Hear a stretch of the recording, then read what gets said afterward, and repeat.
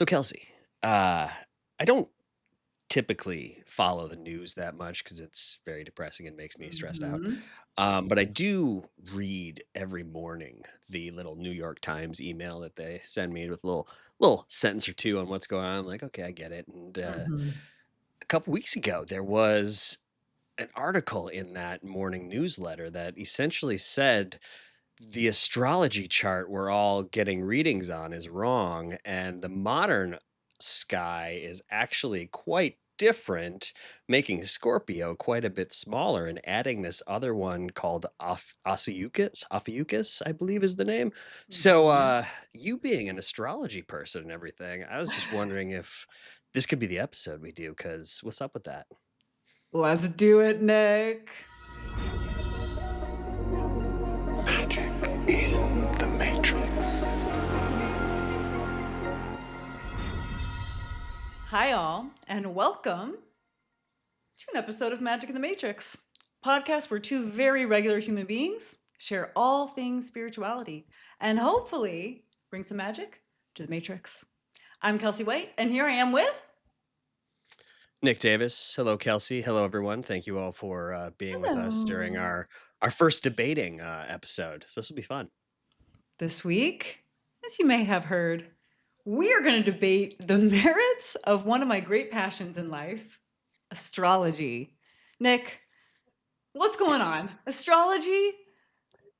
Yeah, I look. I'm a fan. I have lived my life kind of under the assumption that I am a Capricorn. Every time I get a reading, Mhm. it's just like, yeah, okay, I get it. But I saw this, and it said Sagittarius, and then I started reading up on Sagittarius a little bit, and I was like, oh, wait a second. Have I been misled this whole time? Have I been believing something about myself Mhm. that maybe has shifted my focus a little bit more than I would like it to? Are we reading the wrong stars? And yeah, I'm curious what your take on this is, because you are an astrology person. I am an astrology person. For any astrology person that wants to listen to this podcast, I'm a Taurus Sun, Taurus Moon, Cancer Rising, Taurus Venus, Cancer Mars. So that's the archetype in tropical astrology. But Nick, thank you for this question. I've been smiling ear to ear because I do love this. I receive a link to an article like this probably 10 times a year. And every time, well, most times, people think that this is going to blow my world and I'm going to be shocked and I'm going to be learning of it. But I have some debunking and some information that can help kind of broaden your perspective of this astrology, and then we can debate and decide what we think. But Sounds I good. like This is the New York Times, Kelsey. This is the New York Times. I will say probably the first time I received an article like this, I was like jump scare, like what am I missing? But I've done some research, thank goodness, with my own dorkiness on astrology, and I want to start with a little bit of history, which is not usually my thing. I'm a futurist, guys, like not a historian, so forgive me for like the banality of this, but astrology's been around for a very, very long time. We kind of know astrology. If you're here, you know astrology, right? There's stars mapped in the sky at the exact minute someone's born or an event happens, and you can kind of translate the placements of the planets and stars in the sky to mean certain things, right? So ancient Babylonians tracked the sky, like pretty easy, not so many lights. They were tracking where constellations and planets were, what happened when eclipses happened, which are very obvious, just kind of the things you see in the sky. And with a lot of time, you get some data points on when things are moving around in different spots. Here's kind of what's going on. And That's fair. then the tropical or Western astrology that I typically talk about, that's pretty common. A lot of people, if you're doing like the pop astrology quizzes, that's like, what's your sign? Like, we'll usually pop out your tropical or Western astrology, modern Western astrology sign. And so Ptolemy actually systematized this astrology. The year is like 150 CE. Nick, when is that? It's the Roman Empire, I think. I'm Yeah, not a yeah, historian. yeah, yeah. So That's that. 150 years after Jesus. So something yeah, like that. yeah. Time doesn't exist. So y'all know. So the Babylonians had this process. Ptolemy systematized it. And what Ptolemy's kind of interpretation or systemization of this process goes like this. The spring equinox represents 0 degrees Aries. So the spring equinox is same amount of light and dark, day and night. Aries is the first sign of the zodiac. So like it's not January 1st. So astrologers think like the new year is funny because the new year for an astrologer is the spring equinox when Aries season or the first sign of the zodiac begins. It's kind of archetypal. We already get that, right? So Aries as a sign, it's an initiator, it's a leader, it's a first mover. So the archetype of Aries is like someone that's going to go do stuff without precedent, right? It's like literally when flowers bloom. And so that is the beginning of tropical zodiac. It's 0 degrees Aries, spring equinox. And then there's Okay. these like points 3 signs away. So Aries is the first sign, the fourth sign is Cancer. And that's associated with the summer solstice.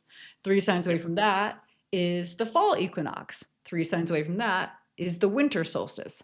So this sun and darkness, day, night, those dynamics and the seasons kind of structure your astrology wheel, right? So we're Okay. looking at an astrology chart. It's typically a wheel. If you're on CoStar not looking at a wheel, just know astrologers are teasing you in their head. That's a pro tip. I'm not a big teaser, but don't do CoStar list. Okay. So you got your circle and you've got these points, and your rising sign is always whatever's rising the eastern horizon. But we won't go into crazy astrology, but just know that as far back as 150 CE, whenever that is, we structured this kind of archetypal, seasonal based view of astrology that says, like, hey, we've pegged to the solar cycle as experienced on Earth, right? And then we have all these interpretations. Astrology generally, how you kind of come to these interpretations is a lot of data, right? So if every time Right. a person is Aries at 0 degrees with some other placements, like, I don't know, say a Venus in Cancer and a rising in, I don't know, in Sagittarius, whatever your placements are, you Sure. say, okay, over a bunch of data points with these exact placements, or a person born where in the sky are these exact things happening, we see these themes. Or when in the Okay. sky these things are happening in this part of the season, this occurrence happens. So examples of things you can see patterns of. You can see like, okay, a war happens when these few things all align, and over history, those things align. If a person is born with these kind of placements, maybe they're a go-getter.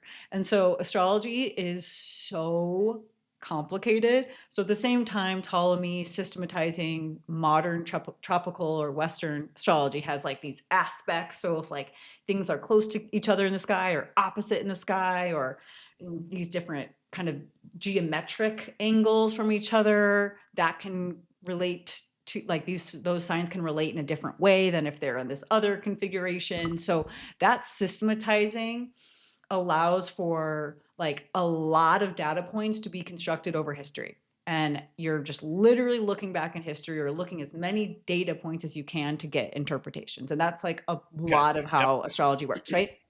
And so, Okay. like, Yep. the Makes sense. really interesting thing about tropical is how archetypal it is. So, we talked about Aries being the initiator, the leader, the flowers blooming.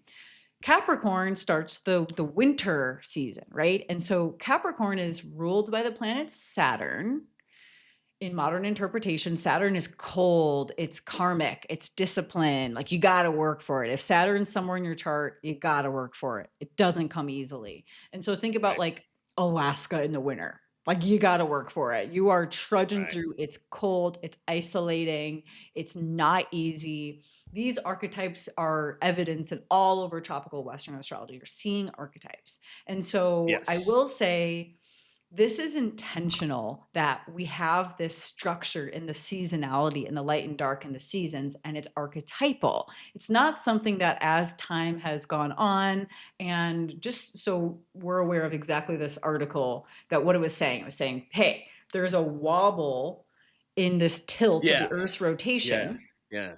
And with this wobble, as time goes on and on and on, where astronomically these constellations are in the sky, where we understand the sky map to be from this like Ptolemaic interpretation, like Yep. things have moved.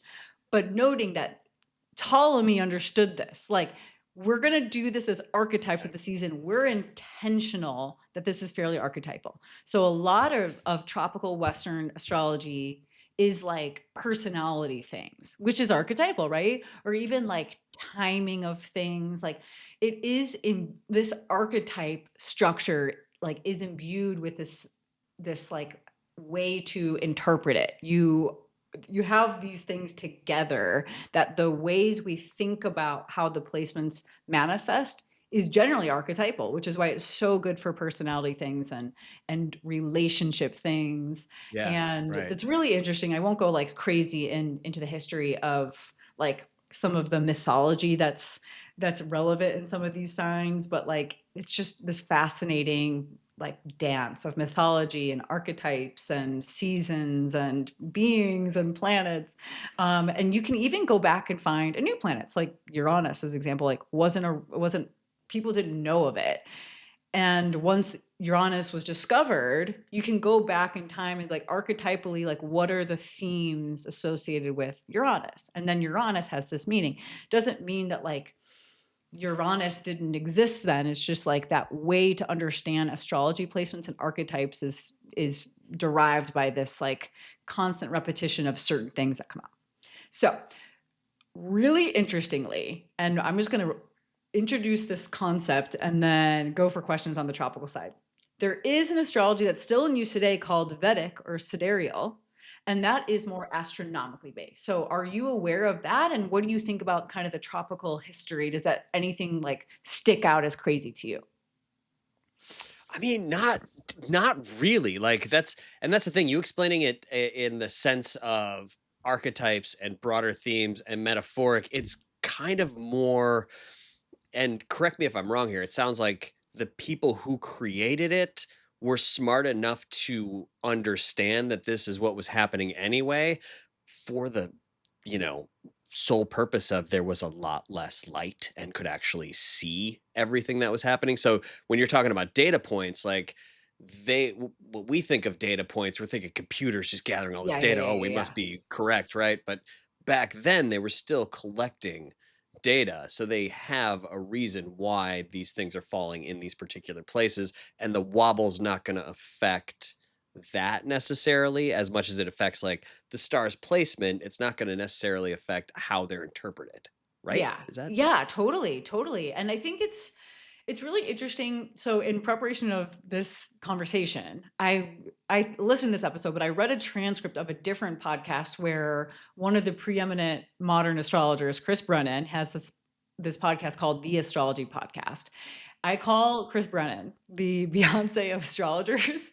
Like he's that woman, okay? He knows so much, so much of the history, has written these books.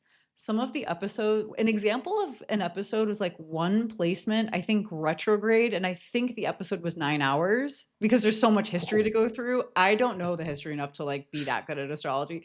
I right? like know the interpretations, but I don't know all of the history. But it's like an obsessive amount of information in a beautiful way.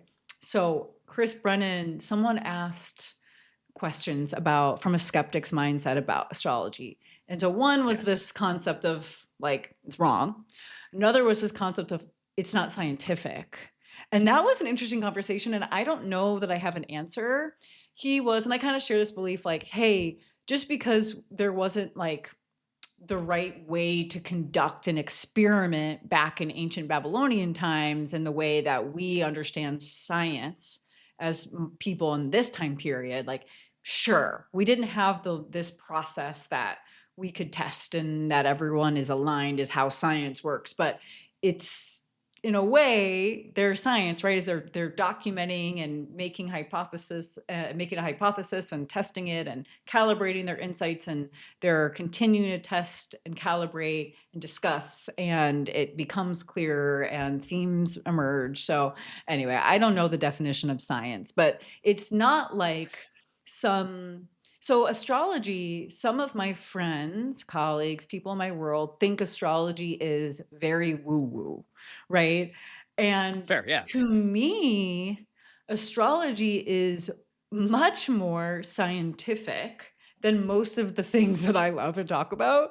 Like Reiki healing, it's like channeling healing energy through my crown chakra and into your body to clear your old emotional trauma with my psychic powers. Baby, I know people that think Reiki is more scientific than astrology. And I'm like, Right. sweetheart, no one told Yeah. you that Reiki is channeled healing, like, like it's literally channeled energy. Astrology is something that can be done by AI because it Totally. has this way to calibrate themes and data points, It's right? math. And so, yeah, like, granted, okay, astrology what's interesting about astrology?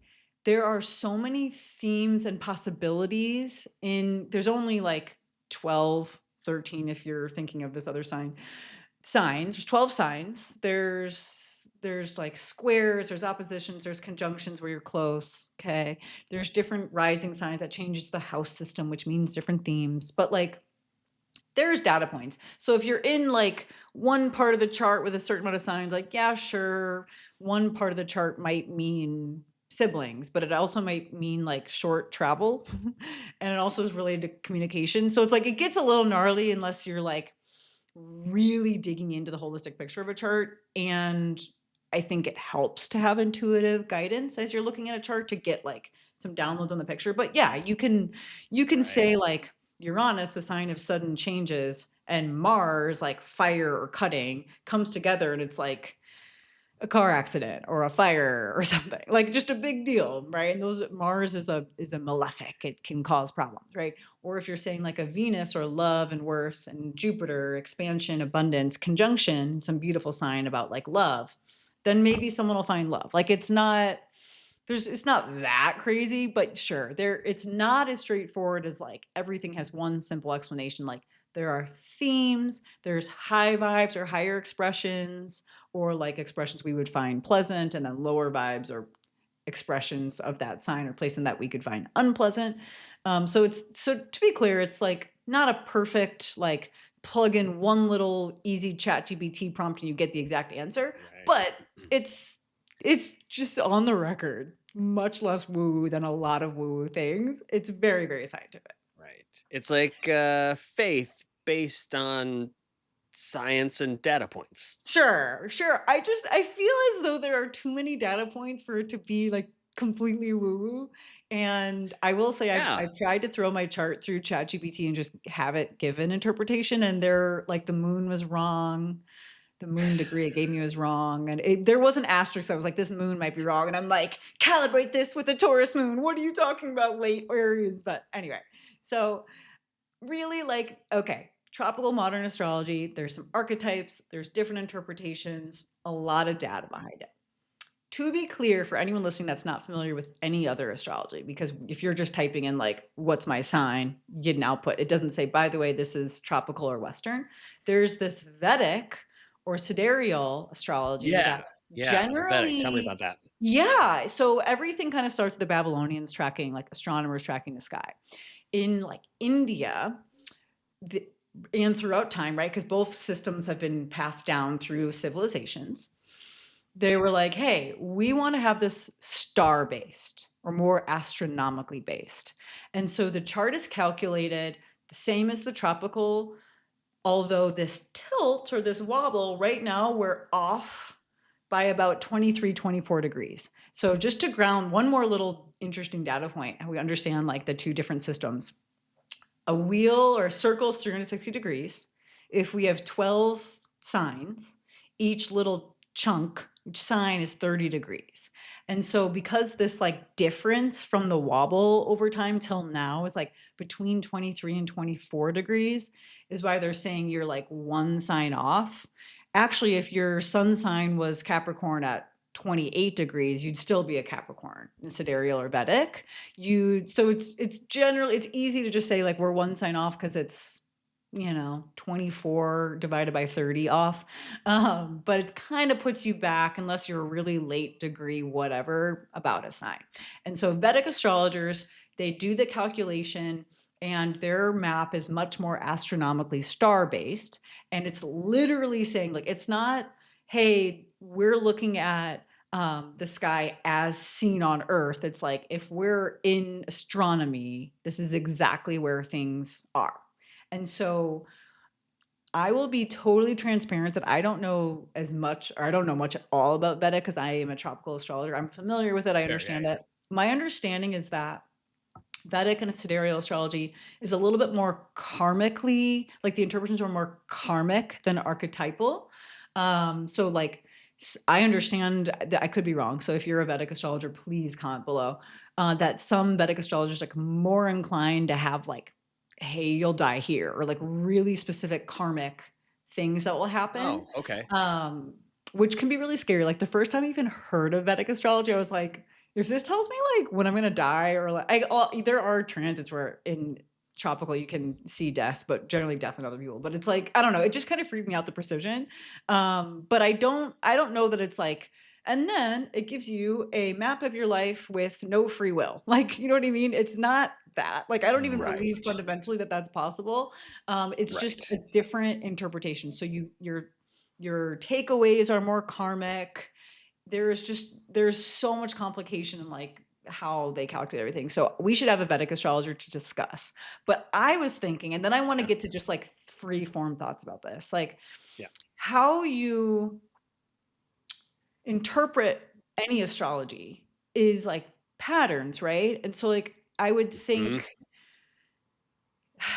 man, this is where like let's just talk about it. Like I would think that either astrology, you're starting to develop relationships with certain placements that result in something fairly accurate. Like in other words, I don't believe Vedic or tropical is wrong. I don't say like I'm a tropical astrologer because I think Vedic is wrong. I think they're both interpreting a bunch of data in a way that conveys something important and valid and interesting to consider in your soul's journey. Yeah. Um, Yeah. yeah, wait, tell me what just what you're thinking of the two, and like, because the thesis is like tropical is wrong. Or you could say, no, it's not wrong. Vedic's wrong. And I'm saying I don't think either are wrong. I think there are two ways to chart the sky, and you're still going through a bunch of data points to interpret.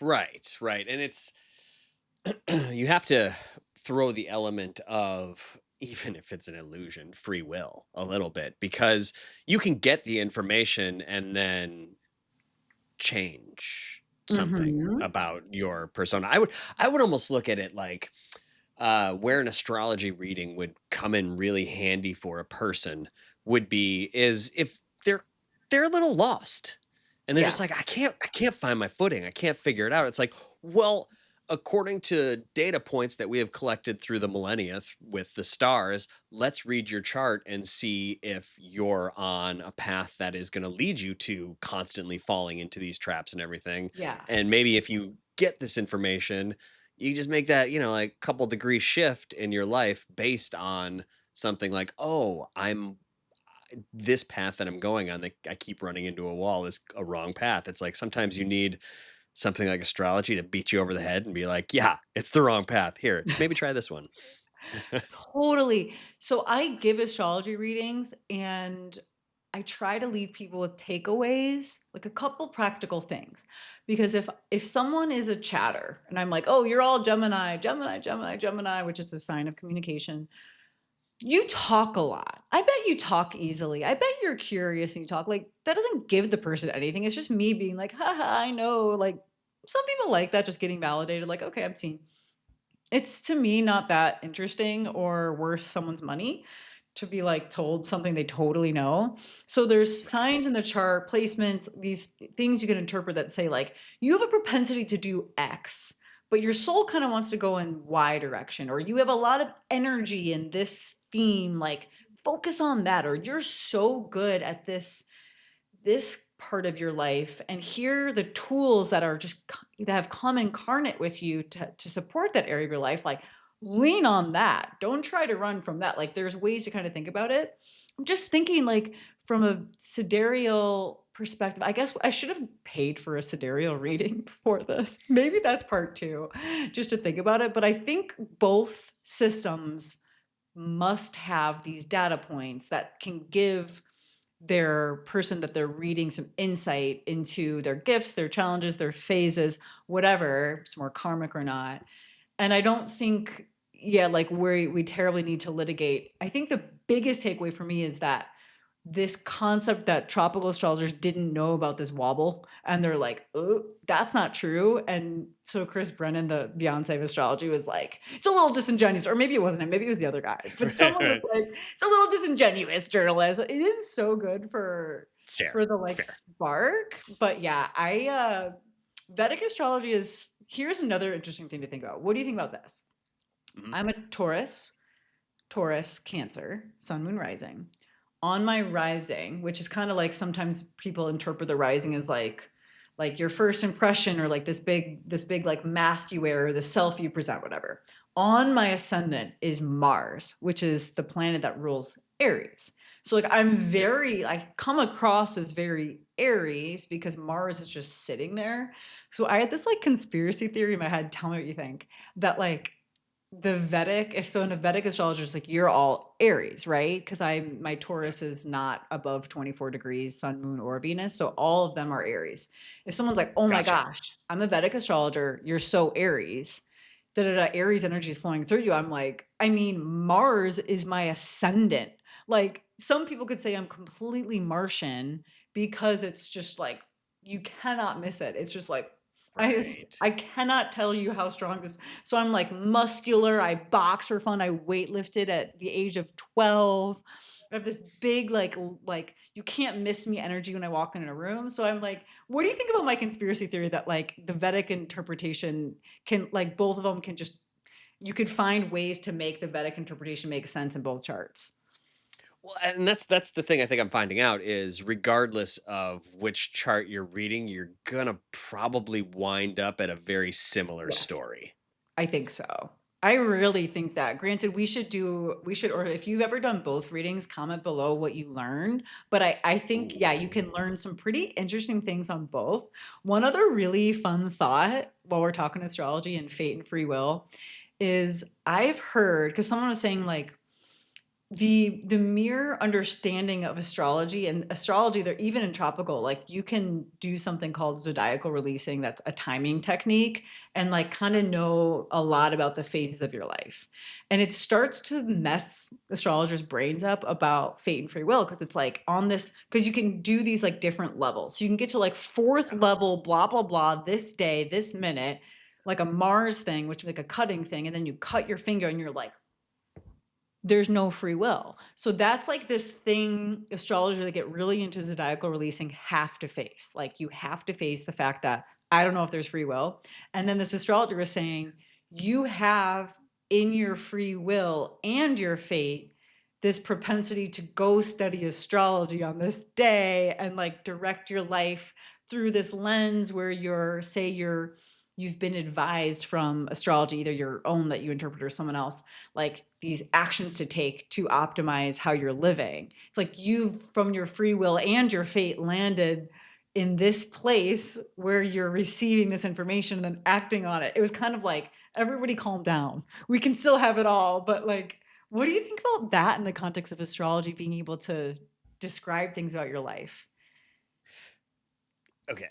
So is this there's this episode of Rick and Morty, right? Okay. So Morty puts on these glasses that can show his future.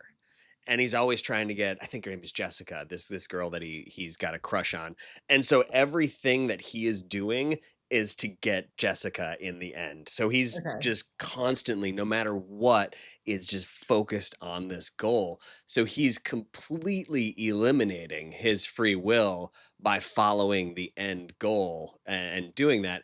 And I think there's a possibility to do that here. Mhm. Like you can get Mhm. so in the weeds where, yeah, you could probably take a step back and see every decision that your life is going to make. And you can do that. But like, why?